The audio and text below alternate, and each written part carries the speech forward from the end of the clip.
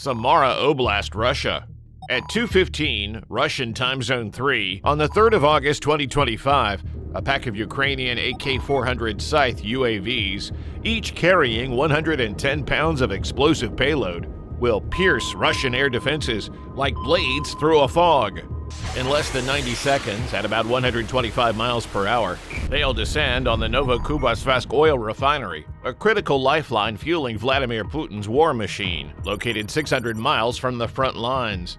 When the first warhead detonates, a towering inferno will erupt, threatening to cripple Russia's oil exports in a blaze visible for miles.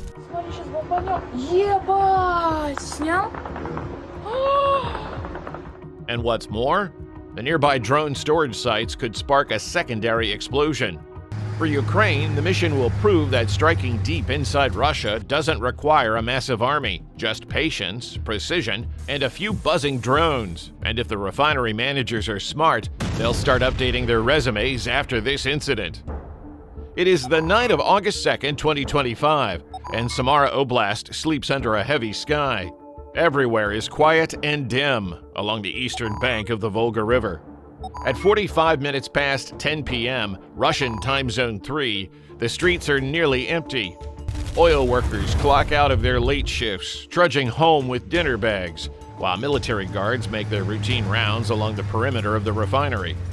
Floodlights hum and buzz across the facility, but the men remaining in the facility are already used to it, never imagining that their lives are about to be changed permanently.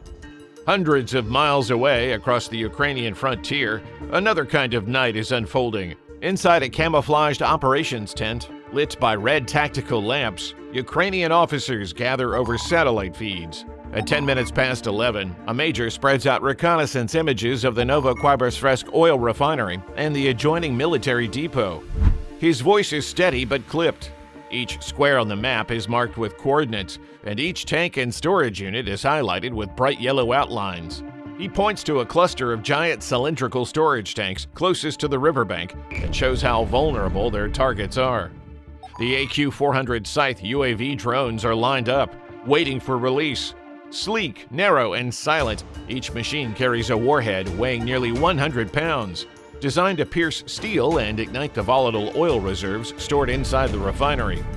Technicians in fatigues kneel beside them, running final checks at 25 minutes past 11 p.m. Propellers whir briefly, diagnostic lights flicker green, and the machines settle again into stillness. There is no sound except for the quiet crackle of radios and the tapping of coordinates into control systems. Meanwhile, in Novokuybyshevsk, refinery guards lean against the gates, swapping cigarettes and jokes. At 30 minutes past 11 p.m., one checks his phone, scrolling through Russian media updates about another drone strike somewhere far away, scoffing as though it could never happen here. Another guard, tired and distracted, stretches, thinking more about when his shift ends than the empty sky overhead. Inside the control rooms, engineers watch pressure dials and meters, but pay no attention to the faint hum of the air outside. The night feels ordinary, routine, and this is exactly what Ukraine needs. Back at the launch site, a Ukrainian colonel glances at his watch. It is now 45 minutes past 11 p.m. He raises his voice softly and issues a command for the drones to be released. Compliant, the operators place their hands on joysticks, while automated systems boot into action. Their flight of the drones is about to kick off, and each operator knows one wrong slip can lead to the drones being intercepted before they ever reach the refinery. At 50 minutes past 11 p.m., the first ignition comes alive. Propellers slice the stillness, spinning into a low roar. One by one, the drones lift off the ground, climbing only a few dozen feet into the air before leveling off. Their wings glint faintly under the moon, then vanish into darkness.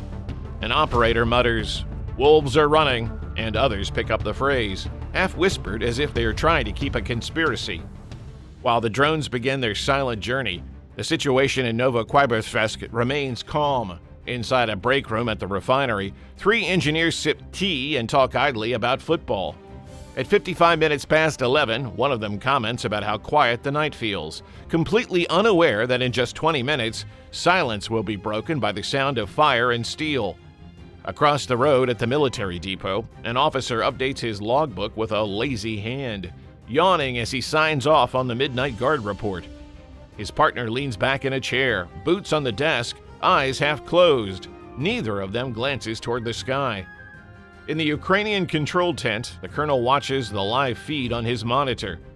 At 5 minutes past 12, the drones are now deep into Russian airspace, moving at about 125, hugging the tree line as they pass unnoticed. Black and white images of fields, rivers, and the faint glow of distant towns appear on the screen.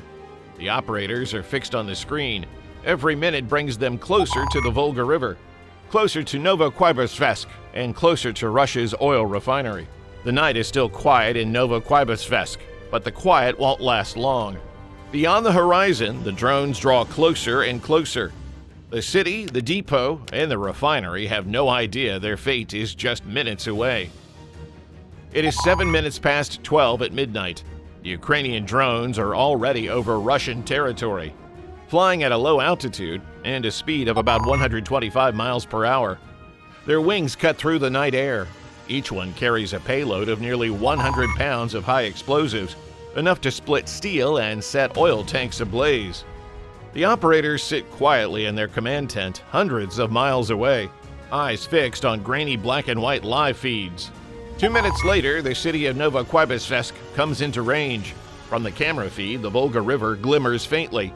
Beyond it, the lights of the oil refinery spread across the horizon. Storage tanks, towers, and chimneys glowing under floodlights.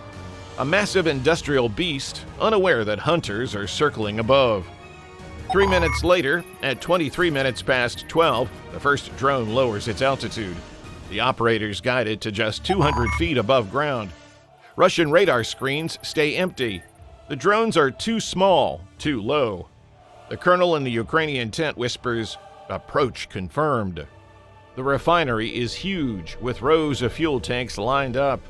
Operators mark one of the largest cylindrical tanks as the primary ignition point. At 24 minutes past 12, alarms should be ringing in the refinery, but not a single one does. Workers inside the control room sip tea and talk quietly about shift rotations. The thick walls block any sound of approaching propellers. At 25 minutes past 12, the first drone makes contact. The warhead slams directly into the side of a storage tank. A thunderous explosion rips through the quiet night. A massive orange fireball erupts, shooting into the air. Flames lick the sky as oil ignites. The ground shakes, windows shatter across the facility. For a moment, silence follows the blast. Then chaos ensues again. Immediately, refinery alarms start wailing. Guards scream into radios, shouting about the fire in one of the sectors. A ball of flame rises higher and higher. Black smoke pours upward in thick columns. Russian workers scramble, some trying to flee, others shouting orders no one can hear over the roar of fire. 2 minutes later, at 28 minutes past 12, the second drone hits. This one dives toward a smaller tank closer to the river. The explosion triggers another wave of fire, spreading toward pipelines that feed the refinery. Oil splashes across the ground, fueling the flames like gasoline on an open campfire. By now, the city of Novokuybyshevsk is awake. Residents living near the refinery step out onto their balconies and streets. They watch in shock as the sky glows red and orange. 10 minutes later, firefighters rush toward the scene, but the blaze is already too intense. Thick black smoke makes breathing almost impossible. Sirens wail across the city. Civilians grab phones, recording videos of the firestorm, posting about this new assault from Ukraine. At the Ukrainian operations tent, officers monitor every blast. Their screens show tanks collapsing, flames spreading, and Russian emergency crews rushing in confusion. The colonel notes the time in his logbook, 36 minutes past midnight. 20 minutes later, at 45 minutes past 12, another drone pierces through Russian air defenses and dives toward the depot adjacent to the refinery. It strikes a military fuel storage area, igniting another chain of blasts. The night air roars again. Tanks of diesel erupt like firecrackers. One guard is thrown to the ground by the shockwave. By now, the refinery is fully engulfed in flames. The once neat rows of tanks now look like glowing tombstones in a graveyard of fire. Flames reach hundreds of feet into the sky. 30 minutes later, at 1 a.m., the fire spreads beyond the facility. Embers float into nearby wooded areas, igniting patches of dry grass. Residents fear it will reach homes. Russian emergency officials scream for reinforcements. Helicopters lift off, but the smoke is so thick, they struggle to approach the core of the fire. 1 hour later, at 25 minutes past 1, the explosions are still going off. Each time a fuel tank bursts, another fireball lights the sky. 2 hours later, at 25 minutes past 1, the refinery is now reduced to a crater of twisted steel, flames, and ash. The military depot nearby lies in ruins. Dozens of vehicles are burned out, their frames glowing red. At least 3 people have been confirmed dead. A guard working at the refinery is wasted. But even further from the front line, a woman dies in a drone strike, and an elderly man is crushed by drone debris that fell on his house. Although only 3 have been confirmed dead, there is speculation that there are many more casualties. From Ukraine's side, the mission is seen as a success. Drones launched, payloads delivered, explosions confirmed. Supply lines disrupted, oil burned, military storage is disabled. Hours later, by dawn at 6 a.m., the smoke can still be seen rising over the Volga River. The entire city wakes to a new skyline, one dominated by flames and ruin. Civilians whisper in shock, while Russian commanders scramble to downplay the damage. But for Ukraine, the message is already sent. It does not take an army to strike deep into Russia. Just a handful of drones, a perfectly timed plan, and the courage to let the wolves run. Do you think Ukraine will ultimately prevail in the war against Russia? Let us know in the comments below.